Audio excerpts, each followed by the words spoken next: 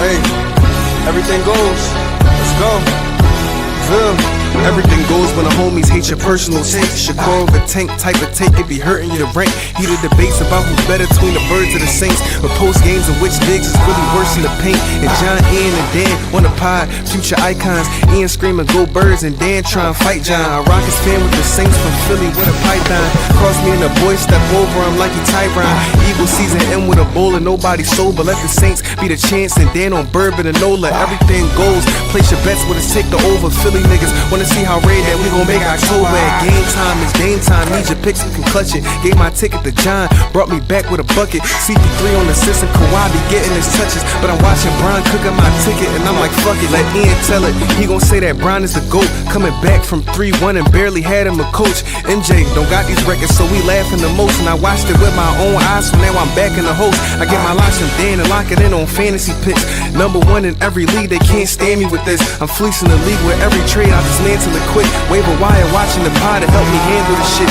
Legendary status, keep watching, we gon' reach that. But reach too far, my rocket shooting, and I gotta teach that. Fill the gap with a hit stick. Think I don't see that Hall of Fame vision switching from B-Dog to the T-Mac. On your wrist, John Dane time, and everything froze. Errol Spence washed up then, and everyone knows you can't see. I see 3 when comparing to those, cause every podcast can't handle when everything goes.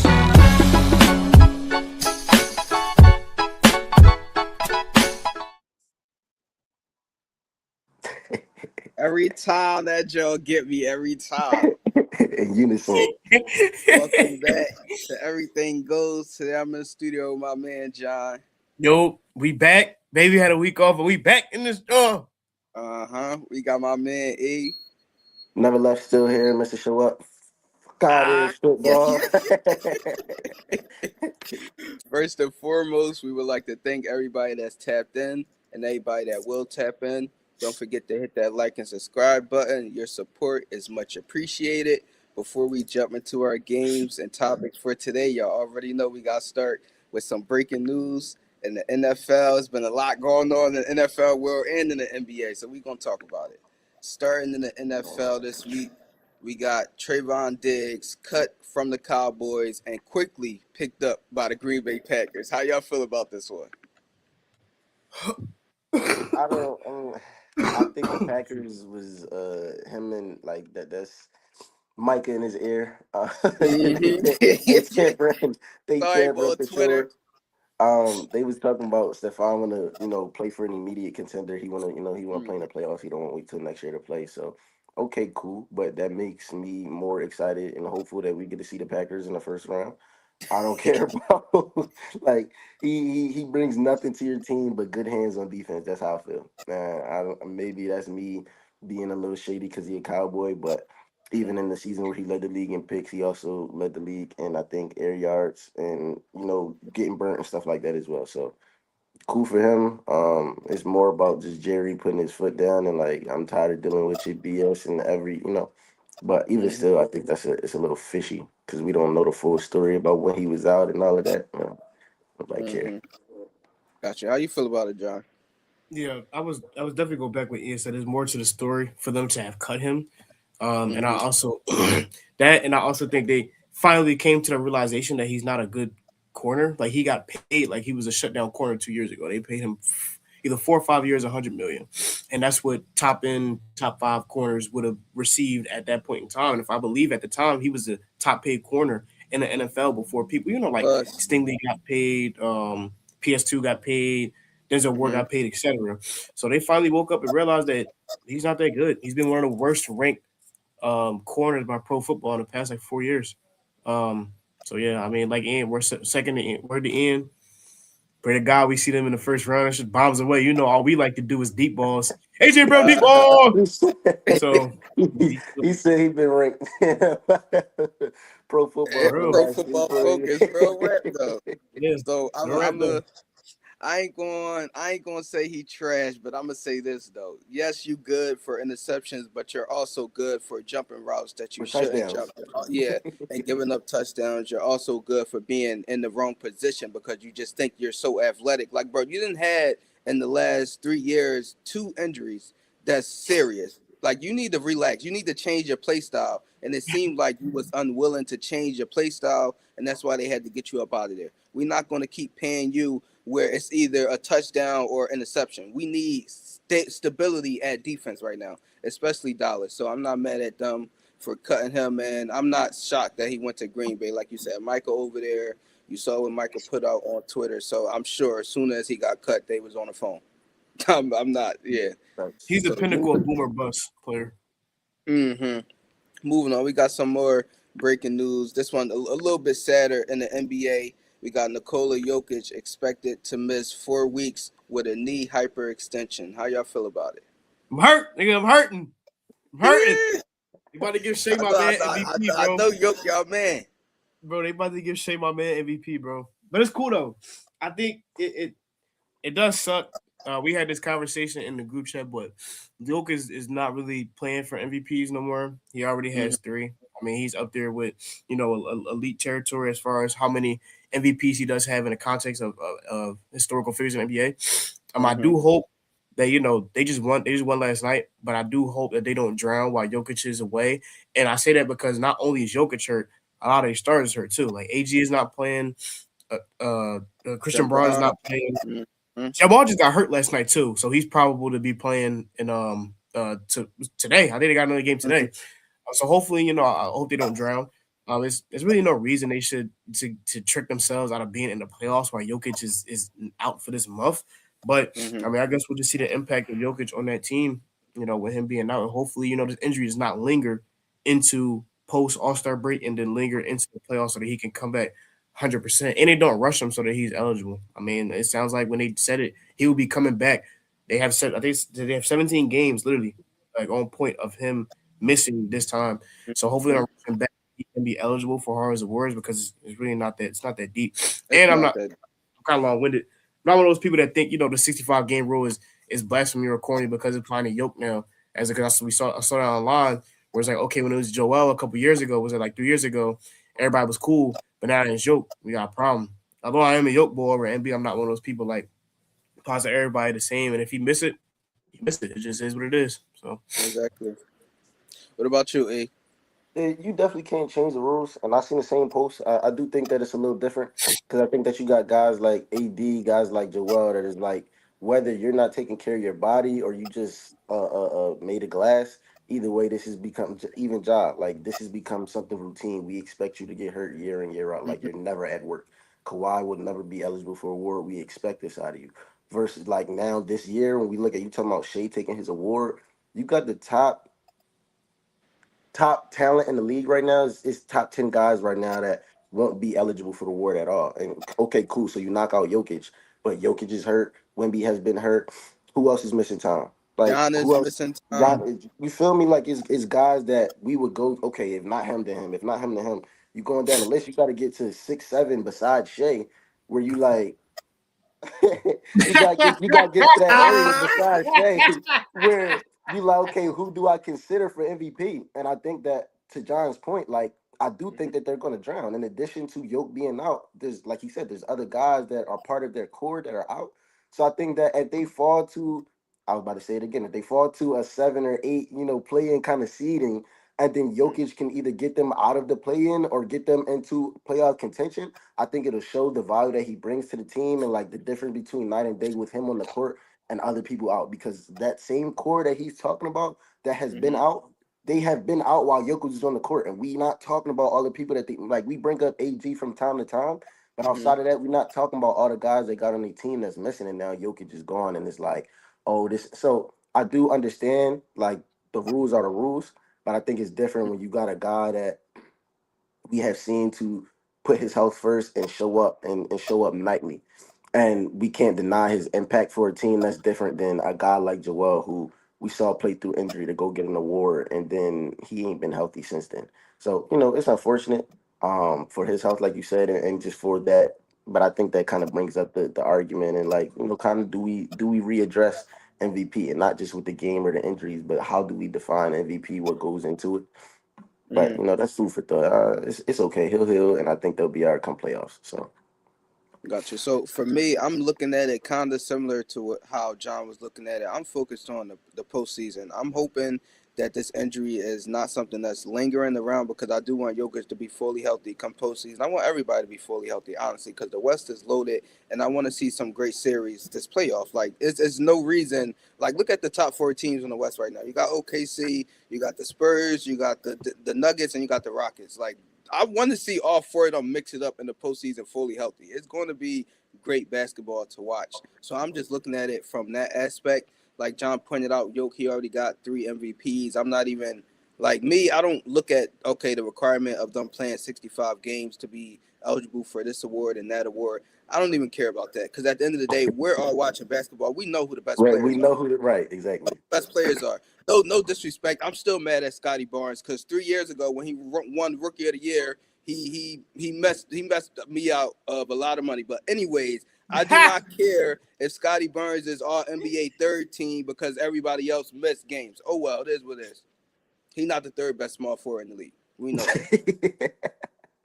Like it is what it is. That's how I look at the 65 game minimum that they got to meet. I don't really care Nah, I about it. think that's facts, but I also think like if it's one or two players in a year, again, like if you're punishing the Joels, the Kawhis, these guys that never stay on the court, then it's like, all right, bro, you got to put more into your craft. You got to show up, stop load managing those type of things. But then when it gets to this is just inaccurate. What are we giving out all NBA third team for if Anthony Black is on it? We know is no way in hell that he like it don't matter who's on the court. It's never Yeah, gonna but happen. Anthony That's never Black. gonna be I reality. get what you You can't saying. put no numbers next to that and make it make Yeah. sense. So either we go like we gotta find a great area where it's like, okay, cool. Like he played like Jokic, what John was saying, it's the 17 game cutoff, and in this 4 weeks he would miss 16 games. So Mhm. if he not cleared and he's not eligible, let's say he end up playing 60 games. Come on, bro. Like he not like I get it. Like it's 5 games, but it's 5 games. You feel me? Like I think they gotta readdress it. But I'm not mad at the intention I get what and you're how we saying. got If they here. do readdress it, they'll probably readdress it this offseason. Like, I'm not Mhm. putting anything past them. Adam Silver seems like he always looking for ways to change and fix the game. Yeah, We'll he be talking definitely more going about through. him. Yeah, we'll be talking more about him later in the show. But moving on to some positive sports news that did happen this week, starting with Drew Brees now being a Hall of Fame finalist. We gotta get a round of applause. My man John That's the down there real hating. My man nine. John hating on the low. It's cool. You know what I mean? I'm hating. I'm hating. Cause you ain't clap for my man Drew, and you know everything he been through, and you ain't It's like clap for made a Drew. Frank, bro. But no, so how y'all feel about it? I'm gonna start with you, E. Like I said, that's the real nine, bro. That is Drew Brees, the first quarterback that I was a fan of outside of Eagles football, and he Mm-hmm. kind of helped me like fall in love with the sport outside of the city. Mm-hmm. Um, I mean, I like what he did in New Orleans. I fuck with Jimmy Graham. Like he just had a great career. I think that is well deserved. It's not surprising at all. Mm-hmm. When he hung it up, he was first in everything, and Tom just played till he was 60, so that hurt. But we on the back end of all of that, and we get to see him get his flowers. So shout out to the guys. Who that How you nation? Say nah, go birds. how you feel about it, John? Shout out to one of the best.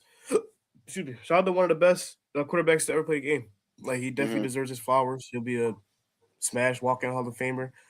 Definitely always glad to see people get honored, especially what he was able to do on the football field, and for the city of New Orleans. Shout out to that. Considering when he was there, bringing them a chip a couple years after Hurricane Katrina smacked them and bringing life to the city and basically putting on. So flowers to him and congrats to him.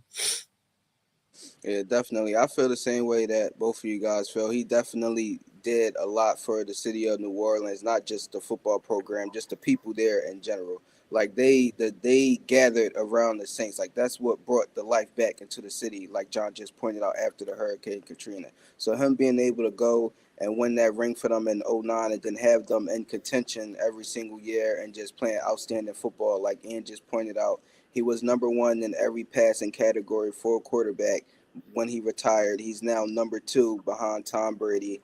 Does have the Super Bowl MVP in the ring in '09, and he's put up a bunch of MVP seasons, in my opinion. We're not even going to get into that today. But I'm definitely glad that he's getting his flowers, and he will be a first ballot Hall of Famer. And before we move off of this point, I just want to make this last point. I'm not arguing with nobody today, but it is no way that you're going to tell me Drew Brees is not a top five quarterback of all times. And this is my list. I'm going to keep it short. You got Brady at one, you got Peyton at two. I don't care that Joe Montana went 4-0. He's not better than John Elway. You got John Elway at three, you got Joe Montana at four, and then you got Drew Brees at five. And I'm gonna leave it right there. In the fantasy world, the chip game just ended this past Sunday, and Right, I you was gonna get able, out the can. you see it though, hating on the bottom. I was able He to gave you bring black home the screen. fantasy football chip this year. I think I only did what I did like 3 or 4 mock drafts. I need to do 14 like my man at the bottom. But no, it was a good season though. I'm definitely You a appreciative cornball, for yo. the fact that Hate John this kept nigga. that John kept the league going. I'm definitely happy that he kept the fantasy football league going because it was not about to be no fancy this year, but John stepped up and kept it going. And I'm definitely enjoying fantasy football. We're gonna be back next year. For sure. Says who? I'm not donating no more money, bro. Get Oh, out you of here. is You donating for the died, man. I'm league commissioner next year. Take a you hiatus. Call me donating Philip you Rivers. donating for the repeat next year. Call me Ian Rivers. Catch me in So we five. go we gonna move on to our first game of today, catcher pass, and the first Woo-hoo. statement. You mean? And the first statement for catcher pass today, we've seen peak John Morant already. Catch. I'm catching. I'm catching this joint like Randy. I think Ja, because the reason why I think we've seen peak Ja is Uh because huh. he does not taking it serious. And I think it's very obvious by actions on and off the court that he's not, basketball is not his focus. Like, but the best way I could put it, especially while I'm catching, is Ja and Ant came into the league, and this is an extreme example because Ant is nice, but John Ant came into the league at the same time, and it was a consensus that Ja was going to want, that Ja was better than him when they came out. That was consensus. And then Ja was going to have a better career than him because he was a better player. And now that I think we're 5, maybe 6 years into each of their respective careers, and Ant is head and shoulders better than Ja. It's not even a debate. And that's because of the work that Ant has put in, with him being better now, and Ja's lack thereof too. So I think maybe when he goes to another team it could change, but yeah. No, I'm catching as well. I literally wrote down year three job, wrote down his numbers, and then I say his peak numbers, they were pre-injury and they were also pre-distraction. So every year since then, we've watched him continue to get hurt and then also to get wrapped up in some stuff that has nothing to do with basketball. Right? Like you said, John, I think that I can't knock his work ethic, right? Because we don't know what happens behind closed doors. We don't know what pain he putting in the gym. But we do know that he's not putting his uniform on. He's not coming to work. Outside of that, there's no noise in Memphis. Memphis basketball is not relevant right now. They losing games. Triple J talking about at least we're not homeless. Like there is nothing more for y'all to do in Memphis. There is nothing left to do in Memphis. And I feel like once Ja leaves, he's either going to go to a team and be Ja again, like be LaMelo on the Hornets and play meaningless, purposeless basketball, and like he might got an opportunity to score there, but okay, cool. That's still not translating to wins or any Nope. like when we watch him putting up numbers against the Warriors in that playoff series. I think they lost, but like Hmm. it won't make up to that type of impact or that type of output, or he'll go somewhere and he'll have to be a number two, similar to like. And I don't think that again he's not the same player, but similar to Wade, he got his one out the way, and then after that, every year after that, he was either a Robin, or he wasn't. Not that he wasn't relevant. He was winning and he was All Star game, but we didn't expect him to make no noise in the playoffs. So I feel like Ja is on that trajectory now, where it's like if he go get his own team, they either not going to be important or he going to be number two. And if he can embrace that rule, then we might get to see him succeed. But I think peak Ja as a number one, as a top 15-ish talent, which I feel like he was looking like he could have been at his peak, we won't see Hmm. it. Gotcha. So just like y'all and my man Zato in the chat, I'm gonna also catch this. This was easy for me, honestly, because like John pointed out, it was a point in time when we looking at John, we looking at Ant Man. It's like, okay, who's gonna be better in the near future? We was looking at Minnesota and we was looking at the Grizzlies. Like, okay, these are two young teams on the come up. We saw John Morant go to the playoffs and he put Anthony Edwards and Carl Anthony Towns out in the first round. And then after he did that, he went head to head with Steph Curry, Draymond Green, and the Warriors, and everybody was tapped into each and every game. He was not scared of them backing down or nothing. He was going right at them. That was the reason why we thought, okay, the Grizzlies, they're going to make some noise next season. They just went 6 games with, I think at that time the Warriors was the defending champs. Am I not mistaken, in 2022? So this is what, the 2023 playoff run. So you just went 6 games with the defending champs after putting out Minnesota in the first round. This is your first time in the playoffs. Okay, we expecting that the Grizzlies are just going to be better and better. Possibly next season we might see you in the Western Conference Finals. Possibly 3 or 4 years from now you might be playing in your first NBA Finals. We have seen none of that. Since that postseason run, each year has gotten worse. We can't. Yes, it's his fault. It is his fault. I'm not even gonna say we can't blame him. It's his fault. You wasn't focused, so you got suspended. And then once you came back, exactly. Then once you came back from your suspension, now you can't stay healthy. That's your fault. Like what's up? What's going on? Like I don't understand it. I'm catching up. Listen, He listen to go Ian away. talking about. Bro, cause bro, he go Like, away, he missed he ain't 12 trying to games, get he us to the come back, Rico. new celebration every time. Like that's all you was at home doing. Like he on Trav type timing, but Trav went and got a Heisman and he at home and or on the side in a sweatsuit. But I do want Mm-hmm, to add this though, before you finish there. I don't mm-hmm, know where it's at. I don't know what the episode is called, but if you look far enough in the EG vaults, we had another host on this show probably like mm-hmm, 2, 3 years ago, and it's an mm-hmm. episode in this vault somewhere where I said, when are we gonna have the John Morant conversation, and when are we gonna talk about how some of this losing and them not getting over the hump is his fault, and we never made it a full topic. Niggas been at I me, know whoa, exactly. whoa, whoa, no, no, What you all right, talking we about. gotta touch on it, Yeah, and I we had to never cut came y'all back back to it, because but y'all was about to get right yeah, into it. exactly. Cause but in the heat of the moment, I called it then, and again, I'm gonna find the episode one day, but it's in there in the vaults. You trust my word. That is true. So moving on to the next statement of catcher pass. This year is Super Bowl or bust for Josh Allen. And hold on, before you guys answer, I definitely want you guys in the chat. Let us know, comment below. Let us know how y'all feel. Y'all can definitely answer all these catcher pass questions. And then just any questions or comments y'all got. We'll definitely love to respond to them. But how y'all feel about it? Y'all catching or y'all passing on this one? I'm passing. I'm What? passing. I'm passing. Um I think that the league is so unfair to quarterbacks not named Mahomes right now. Mm, Um and I think that it's so like Mahomes is the standard that we forget about a whole lot of other factors that go into football. When Josh Allen had his best team, when he had his best team together, they were lacking on defense. Right? Like we never looked at Buffalo as a dominant, like they gonna shut you out. It was always uh, shootouts that we were expecting Josh Allen to get into, and he's lost shootouts that were Josh Allen didn't necessarily lose this game. His defense just didn't get. I mean, he wasn't the last quarterback on the field. I think that this year we look at it and say, okay, cool. The other top five quarterbacks are not in the NFL. I mean, are not in the AFC. They're not in the playoffs. You don't got a Joe. You don't have Mahomes. You don't have Lamar, or you might have Lamar, but he's not healthy. Like this, there's no excuse to not win. Josh Allen walks on the field, and on the other side of him is defense. Not Mahomes, not Lamar, not Joe Burrow, right? And so, okay, cool. They're not on the field right now, and he don't got to worry about going point for point or touchdown for touchdown with these quarterbacks.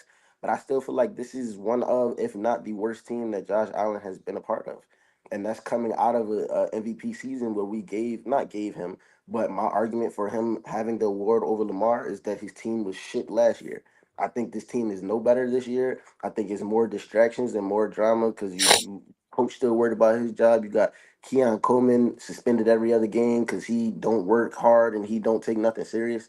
I think that is just like, okay, so Pat's not there, so you got to win. But Pat is not, and it felt like that. We got used to it, but Pat is not the end all be all of getting out of the AFC, and he's not, he's human. Feel me? If we go back to our Super Bowl in 17, these the last what 8, 9 quarterbacks to win a Super Bowl. Tom, Nick Foles, Tom, Pat, Tom, Matt Stafford. Joe made an appearance.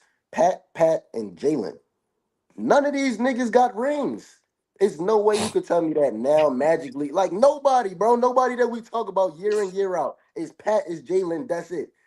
This like the most recent quarterback outside of it is still a Tom or Nick Foles who's not in the league anymore. So it can't be our Pat's not in the playoffs. So because Josh is the only top five quarterback left in there, he got to go get it done because he only played one position. He can only do one thing. Now, do I think that is like? Do I think that it favors him that he got a shot? Yeah, but I don't think that he should go onto the field and is like Josh. Like I think that we're creating a narrative that his team is better than what it is because he's better than these other quarterbacks, and I don't think that that's fair. So that's why I'm passing.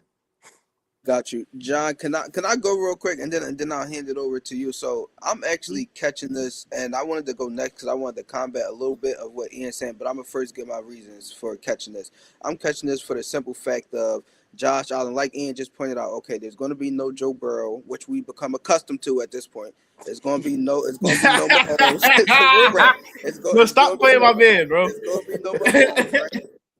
So Lamar may or may not be in the postseason, but even if he is, he's not fully healthy. That defense suck, so you're not getting the best version of Baltimore. All these other teams that's going to be in the postseason, outside of maybe Pittsburgh, if they get it done tomorrow, and we'll talk about that later in the show. All these other teams have a quarterback that have zero playoff experience or only have a year of playoff experience. You got Bo Nix, who only had the one playoff game last year against Josh Allen, and once he got embarrassed because that was his first playoff game. You got Drake May, who have no playoff experience. You got Justin Herbert, who got two playoff losses, and Next, no, next, next, next, yeah, next, yeah, yeah, next, yeah. next, No next, next, playoff next, wins. We next. got we got we got Trevor Lawrence. We got Trevor Lawrence, who only got his one playoff win against Justin Herbert, and then he Herbert. lost the very next week against Patrick Mahomes. So he's only been in the postseason one time. So like you got to think about this. All these other quarterbacks that are supposed to be leading these teams, they're novice in the postseason. You are the only one that's proven. You're a proven commodity. You have an MVP. You've been to two AFC championship games. You played Mahomes down to the wire. You was 13 seconds away from going to the Super Bowl. When you walked off that field, you was on your way to the bowl. Just so happened Mahomes got back on the field with 13 seconds and did what he did. But like Ian did point out, there have been games, that 13-second game, and then also the other time where they met in the AFC Championship game. No, not the divisional round 2 years ago, where Josh Allen got his kicker into field goal range to win the game, and the kicker missed the kick, and then you got the 13 seconds game.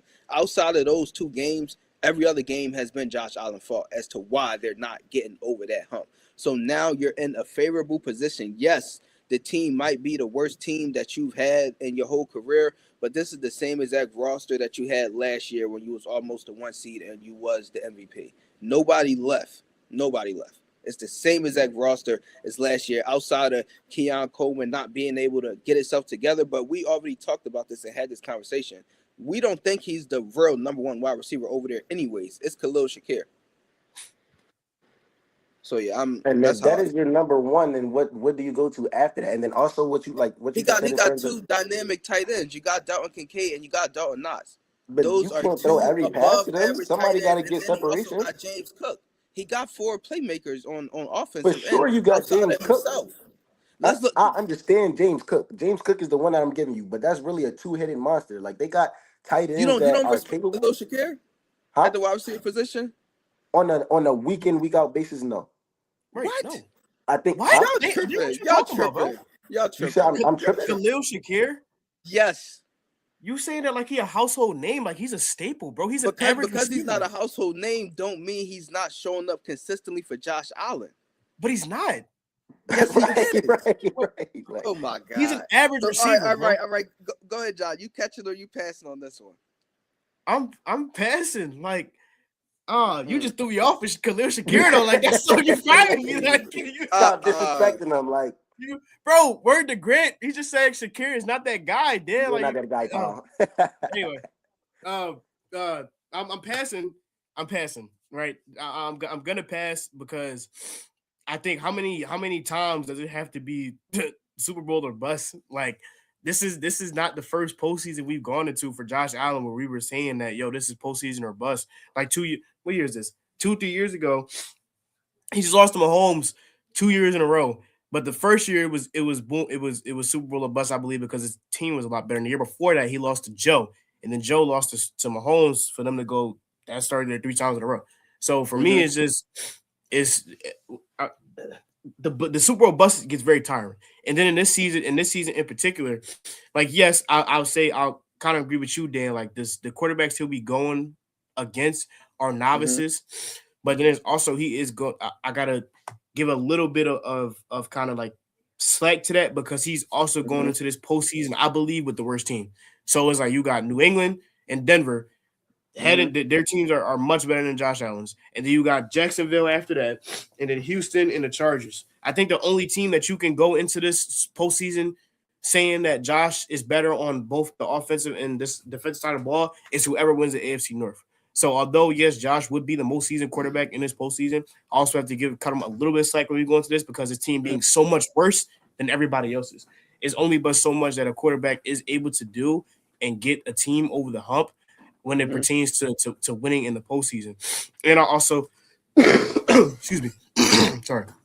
And I also think when we're going into, no, yeah, but I also think when we're going into this postseason, kind of Mm-hmm. agree with Ian too is like, we put not to be put too much pressure on these quarterbacks, but after Patrick Mahomes is a little unfair to these quarterbacks as well. Like yes, Josh has an MVP and we are expecting him to win a chip, but it's also like I mean, like when you carrying this I'm type of literally trying. carrying outside of James Cook, because I'm sorry, Dan, I can't give you Khalil Shakir and Dawson Knox and Dalton Kincaid are solid tight ends, but that's no, it's only All but so right. much So that he can do. So all And right. So before we move off of this, let me just ask y'all this one question. So we looking at the teams he gonna play in the AFC right now. Looking at the offensive of the AFC, Trevor Lawrence's best weapon is what in Jacksonville? Jacoby Myers. Brian Jacoby Thomas Myers, Jr. Brian Brian Thomas Jr., Thomas and Jr. Travis has been Etienne. garbage this year. This year, okay, but having an off Yes, year and being yes, inconsistent this year yes. versus your ceiling not being He like only been in the league for 2 seasons, bro. right, He but was good he last had a year. thousand He's yards not last good year, this correct? year. He got Jacoby Myers and who else? We acting like we Brian Had got Thomas studs he on Jr. had offense. he had a You thousand said yards who? You last year, said who? correct? Brian He Thomas had a Yeah, Jr. thousand That's not yards doing last year, nothing right? this year. But he That's was not doing hurt last anything year. I this mean, he year. was hurt this year, and the last 2-3 weeks, their offense has looked explosive. We all see it. bro. If So you they if you got want to Brian keep it a Thomas bean, Dan, Jr. if That's you want to not keep doing. it, Oh wait, And Parker hold on. Washington on his Grant, way Grant, too. bring We it up. don't know him, but Parker Parker exactly. Washington. Yes, Grant. Guess who Trevor Parker Lawrence been Washington throwing on the his ball way. to? Parker Washington, Jacoby Myers. Like, stop it. so Let's not act like they so can got I can, can weapons I in can I ask Jacksonville. can I ask a question though? Denver. Can I ask a What's the question? offense Can in I ask a Denver? question? Can Cortland I know? Sutton Wait, wait, and wait, who wait, else? wait. Can I ask a question though? So how you Yes. saying about Brian Thomas Jr. this year with Khalil Shakir? Brian Thomas Jr. and Khalil Shakir had the same exact numbers this season, and Brian Thomas Jr. has been Okay then. strong So if you're not going to accept Khalil Shakir, then how you going to say his name? because Brian Thomas Jr. just last year had 1,300 He yards just and said 10 this an touchdowns. off season though. Okay, So what is this he an off doing this season, but he can season? step into the What is he playoffs. Like, doing this season? Is he oh my is god, he throwing the ball to the Brian Thomas Jr. of last year or this year? You just said him and Khalil Shakir got the same numbers. So if you're going to sit there and say you're not accepting Khalil Shakir, how can you accept him and they have the Because we're same because we're numbers? talking about talent, bro. We're talking about talent. This is a down year. You know this is a down year. You just saw what Brian facts, Thomas did this year. Khalil can't do that in his dreams, and this is Hey, with a better quarterback. facts. And pushback before that, bro. You were talking about how all of the quarterbacks are either rookies or they fresh to the play, like they versions to the playoffs, bro. I said that 2-3 weeks ago when we was talking about New England being a 1 seed. And you said, "Oh my God, bro, who you got going in the? We don't care who's going to Gillette Stadium." I said, "What has Drake May done?" And you said, "Bro, last year." You said last year JD went into the playoffs and he didn't get smoked until he seen us, but he went in there and he kept the momentum and he got all the way to an NFC chip game. So now while when we talking about Josh, we talking about all these guys being pups when they like you said, all regular season, that same 1 seed last year went into the playoffs. These niggas are winning football games. Like, do I respect all of their wins? No. But Drake May about to finish top three for MVP. We can't go into the playoffs and say he's never been there before. Because at the end of the day, he's performing. You still got to go perform. And again, you can only control what you can control. And we watch his receivers and his weapons be piss poor for a lot of this year. Like that's all I'm saying. I don't think that is that Jacksonville got like I understand what you're saying. Cortland Sutton is also probably not a legit one. He's probably a number two, but they got three. They got a similar wide receiver room to a Green Bay Packers, where it's like, okay, cool, you don't have a number one, but y'all three twos even it out. Josh don't got a number one or a two. He just got people lining up. Like, make something happen, Josh. That's the no. I'm not hearing that. And Josh basically doing the same thing that, not to compare him to Tom, but some of those seasons and rosters that Tom had, he making these people look better than what they are. And that's the same thing for Khalil, Keon, Dawson Knox, and Dalton Kincaid. Not to say they're trash, but when you compare, like, Dan was about to run down the weapons that other people have. Denver, you got Cortland Sutton and good running backs. Jacksonville, you got Brian Thomas, Jacoby Myers, and you got Travis Etienne. Houston, you got Nico Collins and a good running back core. And then Chargers, you got, Ladd, you got All of them, Keenan. all of them. Yeah, all of them. And then, this is a team I forgot. New England. New England is the only people their receiving core is average, but Drake is making them look a lot better. But their running back room is elite between Travion, and I'm not the biggest fan of Ramondre, but he's productive. So And one of those tight ends in Buffalo, keep it being, if we being real, one of those tight ends in Buffalo, I don't remember which one, but one of them was drafted to replace the other one. Like the because yeah, other one was on his Dalton was way out. drafted. Dalton was drafted to replace Dawson. He was on his way out, and then it's like, all right, like you're not that bad. Ain't no trade value for you. We not gonna just cut you and cut ties. So all right, you can stay a little bit longer. But come on, bro. Yeah. So I think as well, Dan is also having some technical difficulties too. So what we'll do, we'll keep it moving, Ian. This is a great topic of conversation. So for our next catch or pass, and this will be the last one before we get into our topics. So will Miles Garrett break the sack record against the Bengals this week when they play? Who is, I believe, a half away? I think he's a half a sack Yes. away from breaking the record, or a full sack. Absolutely. I'm catching. I'm catching. I think he wanted more than they want him to not have it, and they also have been one of the worst offensive lines for the last forever since Joe been in the league. So I'm really heavy on what Grant talking about. And also sidebar Grant, I'm not in the biddy. Check my low. But yeah, I'm catching for sure. I'm catching for sure. I want to see Miles break the record. Yeah, I'm catching. This is very easy. I'm catching because Miles will destroy the Bengals in their offensive line, and I really don't. I don't. I won't be surprised if we went out there with a hat trick on when they played the Bengals this weekend. Because like Ian said, he's had one of the worst offensive lines since they came into the league, and I think Miles is a little pissed off. Will be coming into this game with his hair on fire because he knows, one, he's this close to the record, and two, he wasn't able to record one against the Steelers since that's all they cared about this past week. It wasn't winning the game because they put up 6 points and they let Shador score 13, and not even Shador because I don't even think he threw a touchdown pass or scored a touchdown. But anyway, that's all they cared about this past week. Try to stop him. So he'll definitely come into the game with his hair on fire, looking for Joe's ass, and he will definitely get at least one, maybe even two, this week when they play. So for sure, I'm catching. Gotcha. So this easy for me as well. I'm gonna also catch this, and just not even based on what you guys just said. I also heard what Joe said in a press conference earlier this week. He said he's not gonna go out his way to make sure he don't get the set. Like he He did. basically said, yeah, That's what Joe said. yes. I'm Joe crying. Joe said he's not gonna go out his way to make sure he doesn't get a sack. So basically, if Joe dropped back and Miles Garrett is right there because the offensive line fold up how they tend to do, he gonna let Miles Garrett sack him, which I I mean, respect him saying that. yeah, I like really do, honestly, because Joe Burrow he's another great.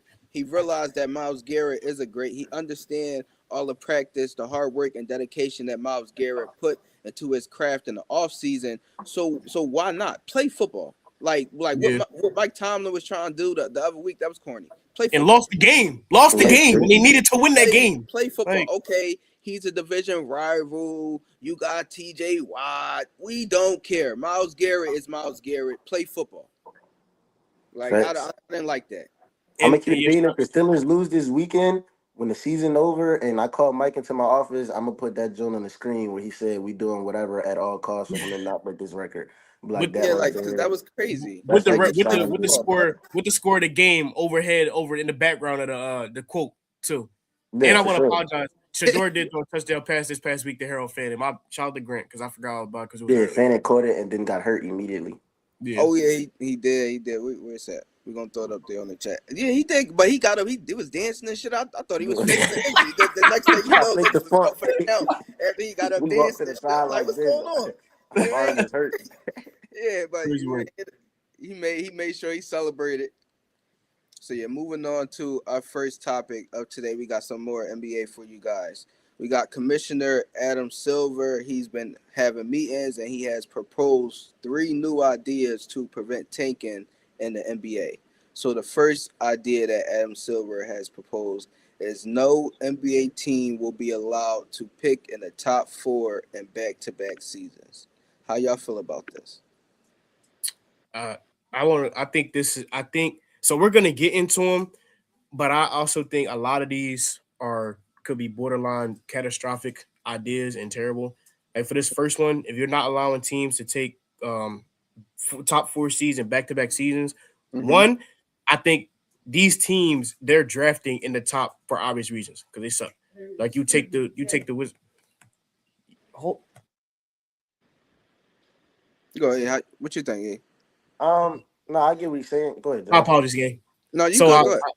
the for one, these teams are dropping in the top four for a reason because they're terrible. Like you take the Wizards for example, like they've been drafting in the top whatever for the past like 2 seasons, but they're not Mm-hmm. good.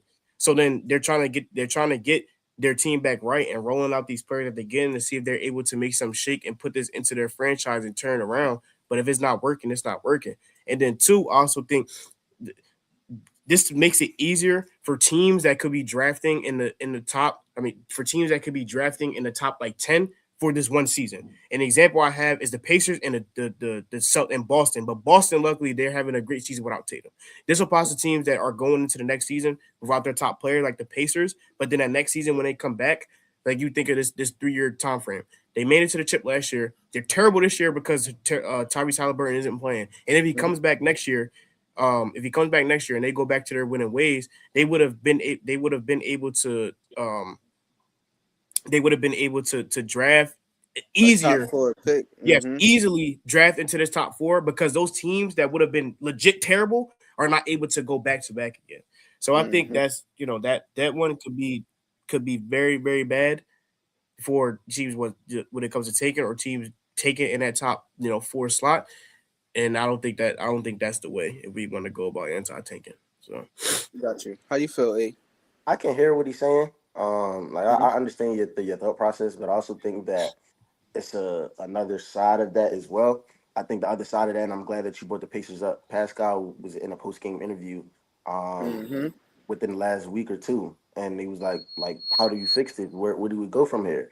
And he said, well, first we have to acknowledge and we have to make the statement and play basketball like losing is not okay, Mm-hmm. right? And so they're in a position where, like you said, they're terrible, and we expect y'all to not be good because y'all don't have one of your best players or your best player, the motor of your team, your point guard.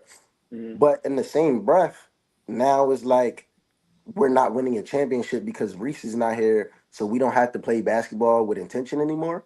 Like you're wasting. Like for some teams, it get to a point where we realize that our trajectory is bad, and so we're not playing basketball anymore. But then for some people, it's like, okay, why would we compete this year? Why would we try to play hard to get to a 7 or 8 or 9 seed like the Hawks, like the Heat, like the Like, Bulls, and and we know what's continue going. to draft poorly and not get any better because we're going to draft that 16, 17, 18 barely in the playoffs, but we're not going to get that top whatever guy. So it's teams that'll look at it and not play basketball seriously and just go shoot the ball for 82 games and then end up in the draft. And I don't respect that. So yeah, that's how you playing basketball. Like the Wizards have been in the top five the last 5 years, and they got 10 guys on their roster under the age of 25 right now, but they're still not winning. And so it creates opportunities. Like you got young cores like what we see in OKC or like we see in Houston, where it takes that 2 to 3 years to turn into something positive, and we get to see y'all mature together. And Mm-hmm. because there is no one big headed guy, like y'all all came up together, like we can all support this, and the chemistry is great. But then you also got programs or teams like the Wizards or like not the Pelicans because the Pelicans is but you also got teams like that have young cores that are just playing carefree. The Hornets, they just playing carefree, meaningless basketball, and they don't care to get out of it. Because like Hmm. we all 20, 21, 22. I'm not supposed to beat Bron. You mean like that's how they coming into the league? I'm not supposed to be this guy. Like some of these are in heroes or whatever, and they coming into the league with an expectation that we're not supposed to be good, so we're not going to play well. And I think that by cutting off a team's ability to come back into the top four pick, you can come be number five. You mean, but you're not going to decide that, oh yeah, we're not going to be good this year, so we're going to tank for AJ. That's bullshit. So I Hmm. can kind of back this. Gotcha. So I'm looking at it from both point of view. So I actually didn't think about what John was saying, and it kind of do make sense what John was saying. So what I would do, I do like this rule trying to limit like in back to back seasons, but instead of pushing it to pick four, I would do the top three picks because it we have seen it, especially in recent years with the Lakers, the Sixers, and Boston. That was in what back to back years. They was all in the top three, just in a different order. So we've seen this happen recently. So I think limiting it to top three opposed to top four would be much better because if it is top four, like John just mentioned, it could be a team like we take. I'll use a later example, like the Spurs when they drafted Tim Duncan. They was only able to get Tim Duncan because David Robinson was hurt for that season. They didn't need no Tim Duncan, but they lucked up, got Tim Duncan, and now you seen what happened. So kind of like what John is saying, you take a team like the Pacers. Okay, we know that these other teams that's going to have a worse record than us, but because they was in the top four last year, they automatically is going to be 5 through 10. So now Word. our percentage to be in the top four is now being bumped up even higher. So yes, we do got a Tyrese Halliburton, we do got a Pascal Siakam. Come sit down the extra 5 10 games, Pascal, so we can make sure we secure that top pick. So now we can guarantee we get a third guy to put with y'all. I do get what John's saying. It would be loopholes for already good teams to get even greater, but at the same time, it's more so what Ian is saying. Like this Pacers situation, this is not happening every year. So yeah, I do think I do like this, but I do think top four is a little bit too crazy because then the percentages just would not make sense for teams picking in the top four that really should not be in the top four. Yeah, So but you see that happens now anyway. Like like Dallas. Like Dallas just yeah. traded away with the Cooper Hmm. flag. But I also think that like as ironic as it is and as like rigged as it seems, I also Hmm. think that again, I'd rather see Coop go have to flourish with that team of vets versus go get drafted to the Wizards or the Pelicans and you just go be the leader of pups. Like, yeah, we've seen it happen where you can again mold into this great team or somebody emerges as the leader, whatever. But again, sometimes it's just we out here running with like a chicken with our heads cut off, and I think that that's part of the like the way that the NBA has gotten away from vets being like, okay, cool, we're gonna invest in this young core. We got 6, 7 guys out there that's young, they gotta play, but there's nobody out there teaching them how to how to play the game the right way or how to adjust to the NBA. You know what I mean? So if you got some of these better teams that are already established, you mean you got a solid rookie getting drafted to this Warriors team right now that might be the difference. You mean like if AJ is on this Warriors team, he's not gonna be the best player, but his motor, his talent level might traject the Warriors into a different position, and it also gives Steph and Jimmy some new life over there as opposed to just letting them niggas get old and we But all the new guys got to go to the Wizards every year. but I feel like that's kind of what the NBA is trying to get away from the same teams every single year. Like we just lived Golden State been at the top of the NBA since 2014, 2013. We don't want them to be able to draft AJ. We don't want that. We want AJ to go to a different team and have a different team in the spotlight. Like we don't want to keep seeing the Hornets playing the same basketball they've been playing since 08, 09. Like they've only been good for maybe 2, maybe 3 years when they had Kemba Walker, and I don't even want to call them good. They just so happened to make the playoffs as the eighth and the seventh seed. When are the Charlotte Hornets going to turn it around? But I think that it would be more likely for the Hornets to say, "Okay, cool. This Lamelo thing is not working. This is a stretch because he don't be on the court either. But this Lamelo thing is not working. All right, cool. We done with Lamelo. Let's go get Kawhi. We get Kawhi. The Hornets got a chance. If Kawhi play 45 games in the season, the Hornets got a chance to make it to the play in the Eastern Conference, right? And so I think I take my chances with the Hornets competing with that caliber of player and that kind of like 29 to 33 age of their career, as opposed to, okay, cool, the Hornets can't be in the draft this year because they was top five last year, but then next year they could go back and draft whoever the best guy is. Go draft the Boozer brother. Go if Mm. Mikey is hot again, go draft Mike. Like Stand Mikey's up. coming to a situation where now you asking an 18, 19, 20-year old to come into a new team and say, okay, cool, y'all was here before me, but I'm here now. Follow my lead and let's get to the promised land. I don't see that. Not that it can't happen, because we was just talking about Ant and Ja. They both did it. But like they also came into a team where Cat was there already. Triple J is like there's somebody there that I can build and expand off of. It's not a we all YNs and let's make it happen. And the Memphis is kind of similar to that, but we see it. It only lasted a year and a half, 2 years, because that's not a recipe for success. because they traded Dylan. That's the real rap though. That was the But no, start of I the downfall. I And think Dylan went to Houston and turned their life around. That's what I'm saying. I think that the parody, my whole thing, like kind of why I push back on it. I think it, and we'll get into these. I feel like a lot of these eliminate the. That's kind of what Ian was getting at. Well, Dan was getting at the parody of the NBA. I feel like a Hmm. lot of these the ideas and processes will delete the parody that is in the NBA because I feel like teams tanking and like what Ian was saying and pushing back on, I think is a necessary evil to an extent in the NBA. And I also think when you eliminate, because I'll use no pun intended, like trust in the process, right? Like I feel like if you are a terrible team, it's just impossible for you to only be able to draft 1 year and it go north. Like I think it's so necessary for you to, if you're bad, like I said, this is to an extent.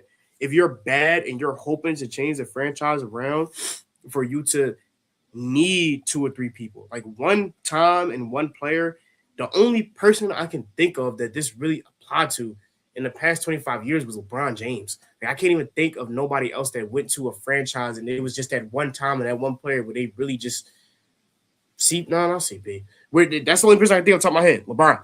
But most of these teams, and it's like the construction of the team and these players, you need more than one player to be able to turn your roster and your team into something. Even if you consider Golden State, I can't remember where they drafted these players at, but you had you draft they drafted Steph, Draymond, and Clay within like a 4 year kind of stretch within each other, and these three Definitely. players Yeah, were the. And then later on, they traded for they players or whatever. like But us. their team go OKC too. The only acquisition they had was Shea because Shea came from the Clippers. But these players are acquired over years of good management and good GM skills to turn your team from a nobody to a Something. championship or even Mhm. Warriors a dynasty. So That's kind of similar to same thing with my Rockets. It took us 3 years. We of had to get drafting top Jalen five Green, yeah, picks, Jalen Green and Shangoon. Then the next year we followed that up with Amin Thompson, and then the final year we followed that up with Jabari, and then no 4 years, and then the final year was with Reed. So yeah, it Reed. took us 4 years to get all our pieces. So I see exactly what John is saying. But so moving on to the second idea that Adam Silver proposed, lock in lottery positions starting March 1st. So any game played after March 1st would not count to lottery position. What your record is March 1st, then that's when they do the lottery. the the back to back. I'll make my short. The back to back. I'm not as I don't feel as strong about this one. I Mm-hmm. think this one will just make teams start tanking way earlier in the season, and I think this one could No, be we're we're right. at, bro. Like we're at because you And got on the March same first. page. March 1st, you still have I think a month and a half of basketball. You have almost 2 months of basketball to play. I think if you tell teams that think they're going to be bad and consider I don't know if they would change the trade deadline. The trade deadline is the first week of February. So now at that point, you would have teams trading earlier or trading their players out to start tanking earlier or to start tanking earlier in the season. So I think this one out of all three could be the one that turns it into an absolute shit show. Because like I said, they're just chalking. We didn't even give it a chance to see if we can be good. We tanking off the rip, like from December. Yeah, like And look in the push room that. like, seven Go rep. seed. No, we Yeah. cool. So Nah, I agree. I agree wholeheartedly. I don't think that that's a good idea at all. And I think that outside of that, we always talk about how basketball and leagues and stuff like that are money hungry. I think that with this rule after March 1st, basketball doesn't matter anymore. Like, not basketball doesn't matter, but there's going to be teams out there that don't care about their season. The rest of what's going on that has nothing to do with me or you. Why am I going out there putting my body at risk? Or why am I going out there trying to keep you out the play? Like, what is my purpose outside of a check? What am I doing? You mean, and then again, there's ways around it. If you listed in the injury report, then you're allowed to not play. We've seen teams put niggas on IR and they not really hurt. You mean, so then it's just more policing that you got to do within organizations about how truthful they're being about the availability of their players, and I just don't think that I don't think it benefits much of anything for real, for real. But I do think that it speaks volumes to the fact that this is an issue in the league and it's affecting sometimes how the game is being played, or it's affecting the view of the. I mean, like, well, I don't really care who the Hornets is playing. I'm not turning that game on. I don't want to watch it. Outside, maybe I'll watch a home game because the announcer is fire. But you mean, like, I don't care. So I think that it does kind of affect. It kind of affects the way that the game is looked at right now, and I don't think that it's really much positive to come from that proposition. Gotcha. So I agree with everything that you guys just said. This one gonna be nice and easy. I disagree with this. I think this will make teams, like John said, start tanking earlier, and then at that point, why are we watching this NBA season if 12 of the 32 teams don't want to play basketball? What is Right. we here for? So they just giving up wins all season. Like we don't got time for that. Like a I don't loser yeah. bowl on Yeah, purpose? Y'all try to no. lose? No, I don't think he realized how How crazy negatively, that sounds. yes, how negatively this rule change would affect the NBA, locking the draft positions at March 1st. Bro, that's not what you think that's going to convince people to try to play harder? No. No. So yeah, moving on to his third idea about changing tanking in the NBA, limiting pick protections to either be top four protected or 14 and higher, meaning 14 through 32. How y'all feel about it? I think I don't think this one will have as much of an impact as the first two would. I think it would just make teams. I think this affects trading, like when you trade in your picks away or acquiring picks. Like if you're trading a player away to get that top kind of draft pick. So I think this one kind of I don't only the only thing I think this would do is possibly make teams a little bit more hesitant to trade as it pertains to draft picks. But I also don't think that this one will have the same kind of impact as locking the seeding, the pick, and also back to top four back to back. Like I think this one will just change how teams go about trading when it comes to picks, and Mhm. even that is like I don't know if that'll really make or break how teams go about tanking and addressing tanking in this league's agenda against tanking.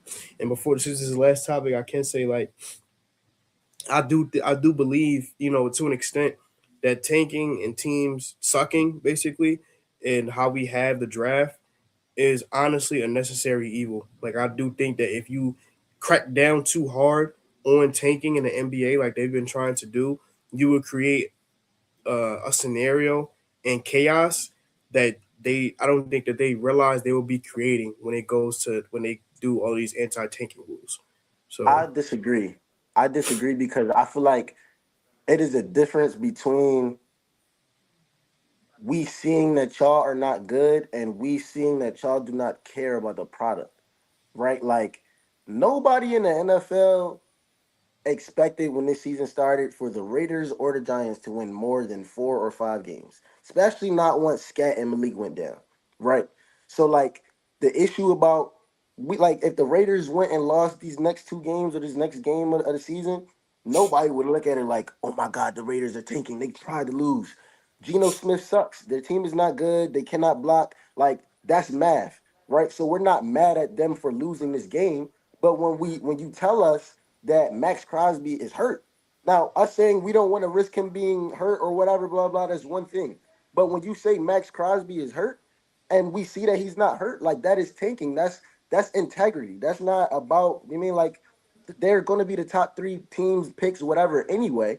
But it's about the integrity of the game. When we watch and we see that Like we got to question whether or not you tried to catch the ball just now or not. Like that's what I feel like is a slap in the face to fans. Like you said, like we talk about the experience of sports.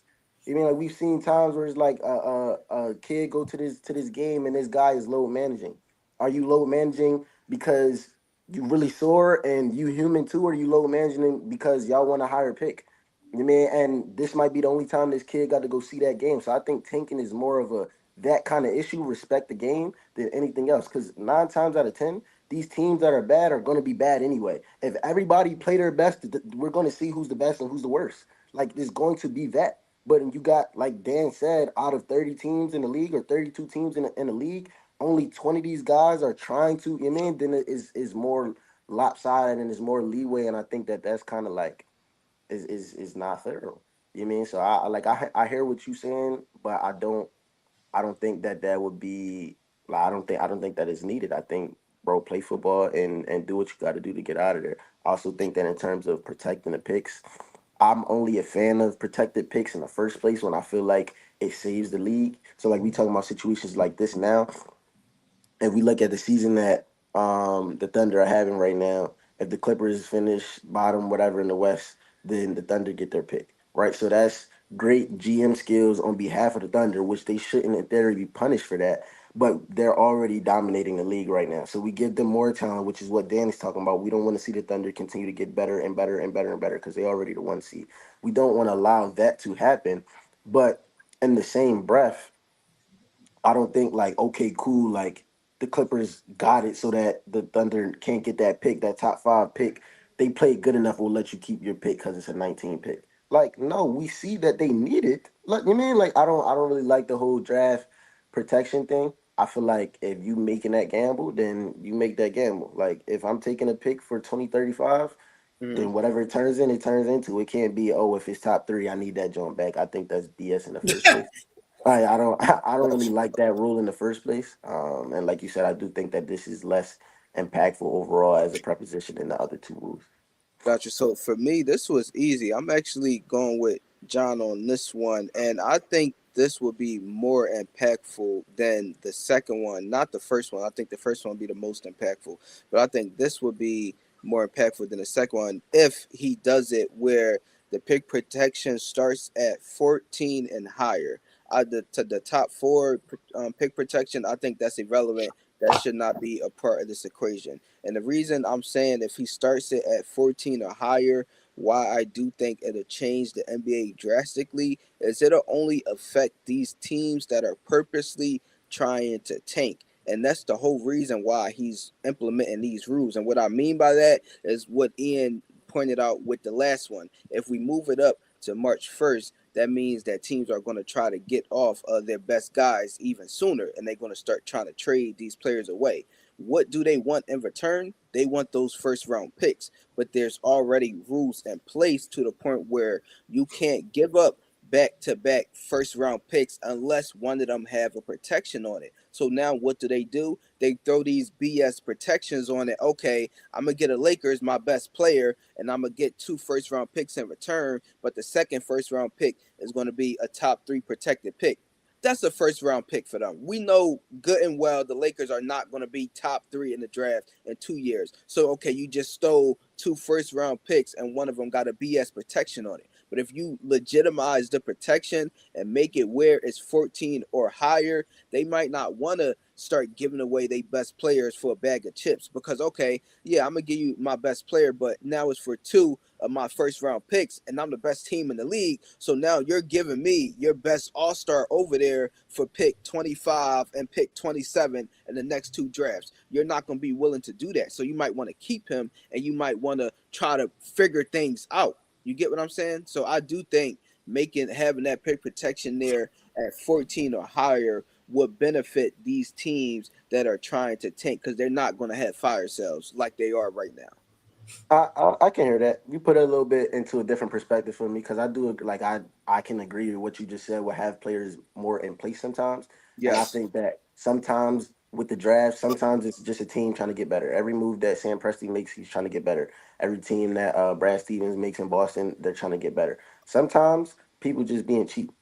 I mean, like I want sometimes it's to like say okay, fair. I get what we you're not saying. Yeah, like we not winning in right now in theory. We're not winning in LA. We pay Kawhi 55 million. We pay this Mhm. person 55 million, or the Lakers pay Bron $69 million a year. Okay, cool. We gonna get off of Bron, and we gonna give you Bron. You got him for a year or two rental, and we want your draft picks because we gonna have those draft picks for the next 6 years, and we could pay them 40 million over the next 6 years and make him sign his rookie contract as opposed to paying Brian for the next two, and we not going to win with this guy or with Brian anyway. And I think that that's like, I understand the strategy, like you said, it's a loophole, but that's Mhm. BS though, because you giving up and you quitting premeditatedly on some like money stuff. And again, like money is a part of the game, but that shouldn't But be at that the should not be forefront. your determining factor because Yeah, at the end of the day, you're yeah. in to win basketball games. I get exactly what you're saying, Ian. Every trade is not because I want to get the most value. Some trades is because of money, but I do think this pick protection will definitely clamp down on them trades that are specifically for value. And I'm trying to think. I need to get off this all-star caliber player. Let me get these picks in return. So yeah, I'm not mad at this proposal at all. But so And the moving team, on, for example, this season, the Nets will be a prime example. If they change yeah, that, they they come trying to out to trade SAG, MPJ right now. yep, The reason to they get trying to picks. do that to get the picks. But if Now, they if they change go the get, rule, yeah, they ain't doing that. Okay, MPJ yeah, is here. We got Cam here. We got Nicholas Claxton here. Let's see what we about to do in this draft. you're You get Yo, what right. I'm you know saying? Nick Claxton is the longest tenured net right now on the team. Yes, yes, That's Mm-hmm. crazy. You've been there for a minute. He's he like was. 23. He was Jared Allen backup when Jared Allen was still there. When he He said was the lights there was when too bright. KD and Kyrie and them was there. He was on the bench. Yes. He was The there when lights is Hart too was bright. there. Yeah, he been there for a minute. It's hmm crazy. But so yeah, moving on to our last topic today, we got some more NFL for you guys. We got to talk about it. It's the game of the week, essentially the only important game this week. That's not true. The Panthers and the That's Bucks not. too. That's not I mean, true. I ain't worried about that. With the Ravens and Steelers Hey, facing hater off, alert! Hater alert! with the Ravens and Steelers facing off this week for the division and playoffs, which team can't afford to lose Sunday? So I went on it based off. I went on it based off of low key vibes, and who Yeah. was more likely, who was more likely to get terminated. I uh, think it would be more detrimental if the Steelers lost this game mhm. as opposed to the Ravens because, like I said, vibes like the Steelers just lost to the Browns last week in a must-win game that they needed, so this didn't even have to matter this week. And also the season that they've had in comparison to the Ravens, to the Ravens, like this season. Granted, the Ravens are in a situation that they didn't really expect to be at the start of the season, but you can also kind of attribute that to the fact that Lamar has been hurt throughout the course of the season too. And I also think with the Steelers losing, they're more likely to fire their to clean house on their coaching staff as opposed to if the Ravens were to lose and miss the playoffs this season. Because like I said, with Lamar being hurt and then also them wanting to stick to John as well. And I think, the Steelers, they had contrary to what everybody else believes, the Steelers had high hopes for the season. Like they thought um signing A Rod this season will propel them to a better position than they are now. With having a fight for their life in this last week, and then also, like I said, we going based off vibes. Like they lost to the Browns last week, so if you lose to the Ravens, that's a 2-game losing streak to close the season. Now, two bad losses, and you miss out on playoffs, and the fact that your star wide receiver want to be socking fans in the stands. There's a reason, but even still, you can't be punching fans though. Soccer fans in the stands. So he's been eliminated for the two most important games of the season.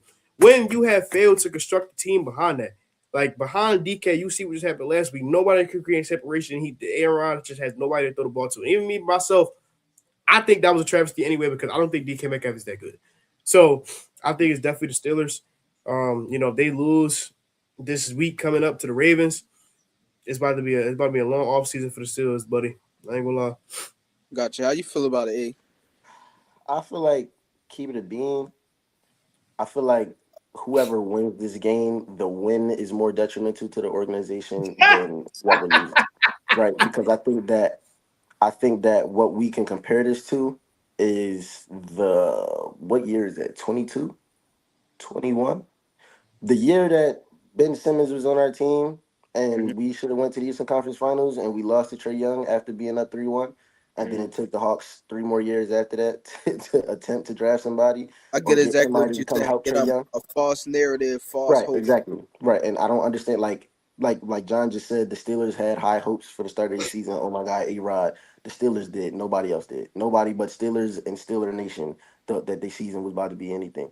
Um, I think that the Steelers, slightly overachieved. We thought maybe Mike Tomlin could get back to his 500, but this might be the first year that he's back 500. And like John said, with the Ravens, Lamar has been hurt all year. Derrick Henry has been fumbling all year. You mean like so they got other stuff to deal with and worry about. I think that whatever team wins, unless Lamar get the Pat Mahomes shot and he can go into the next 3 games healthy or on his Wolverine Superman type time, I think that whoever wins this game gonna get into the playoffs and get smacked, if not in the first round, then in the second round anyway.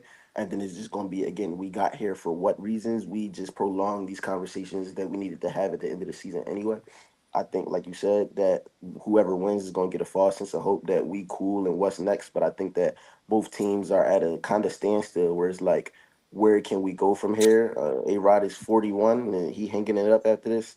So I think that, it would be beneficial for the Steelers to lose and move away from this, as opposed to being okay, we was one quarterback away again. Let's go draft somebody. No, you're not.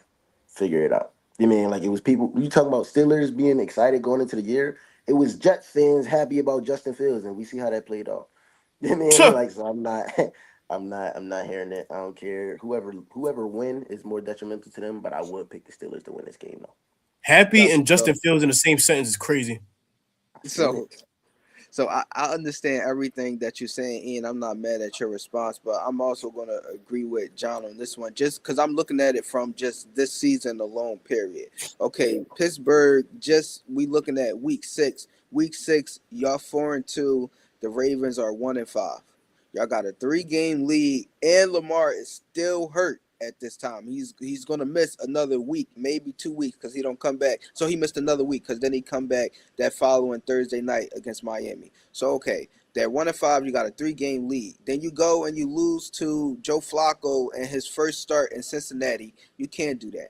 And then you got the terrible loss last week against the Browns. You can't do that. So yes, y'all have won games this year that y'all probably shouldn't have, but then y'all have also lost 2 terrible games. And now y'all, if y'all lose this coming Sunday, y'all will have lost the division after having a 3-game lead. You can't do that.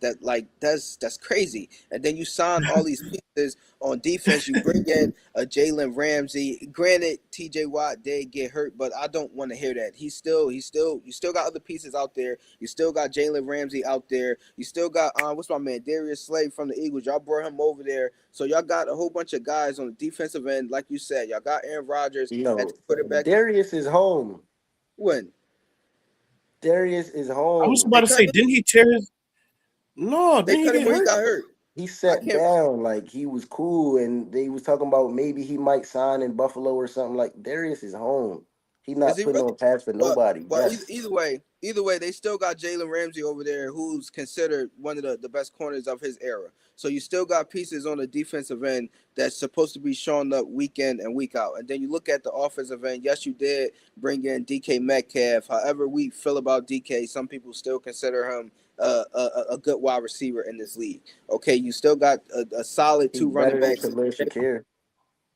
We ain't gonna get to that right now. You still got 2 solid running backs with Jalen Warren and Kenneth Gainwell. Kenneth Gainwell can also catch the ball outside the backfield as well as Jalen Warren. So it's no reason why you should be in a position where you got to fight for a playoff seed and come Sunday. And then if you lose this game, losing to a hurt Lamar and a bad Baltimore's defense, and the Ravens has been struggling all year worse than y'all. It's not like the Ravens got it all put together. Y'all cannot let them on a whim just come in here and beat y'all Sunday night after Derrick Henry had a career game last week. It took Derrick Henry having a career game last week for them to even be in this position. Mike Tomlin, you as that coach, you're supposed to be a leader of men. Your job, what you're known for is having your guys ready to play. So that's what you better do this coming Sunday, because you cannot afford to lose. Because I don't think you will be coaching them next year if you do.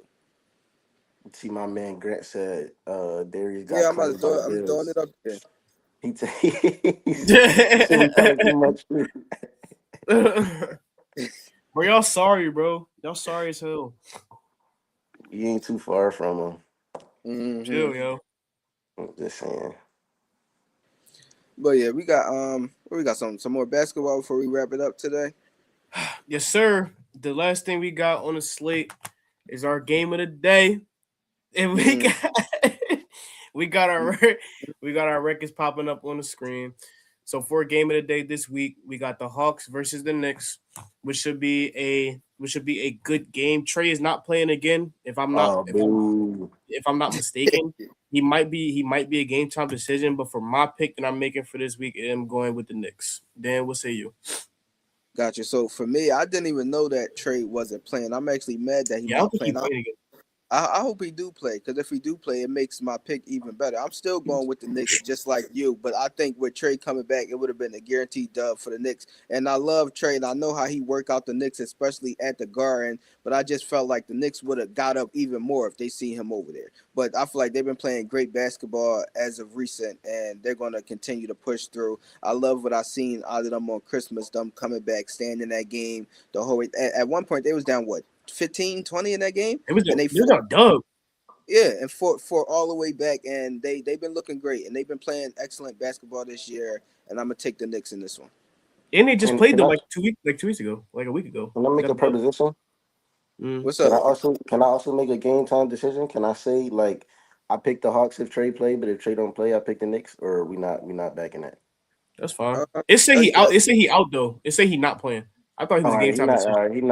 he not playing and locking the Knicks. But Okay. whenever he healthy again and he go back to the Garden, that's his court, is not JB court. So I'm picking Trey. Oh, Whenever the next time they see each other, that's he crazy. tripping. But we can lock the Knicks in. We gonna be 3-0, 3-0, and 2-1 next week. Shout out to the guys. Mm. Come back, You rock know what I out mean? with us. New York definitely taking the dub. I think we all unanimous on this one. So we locking the Knicks in for this week game of the day. Shout out to the And guys. then, if we don't got anything else, we can wrap it up there. Make sure y'all go check us out on Instagram at Everything X Goals. With football season coming to an end, we're gonna start having some basketball parlays for you guys, and we definitely still got some football plays coming postseason right around the corner. So don't miss it. Check out the story, and we're gonna catch y'all on the next one. Yes, sir. Appreciate all the Appreciate everybody crowd for listening. engagement today. Yes, sir. Mm-hmm.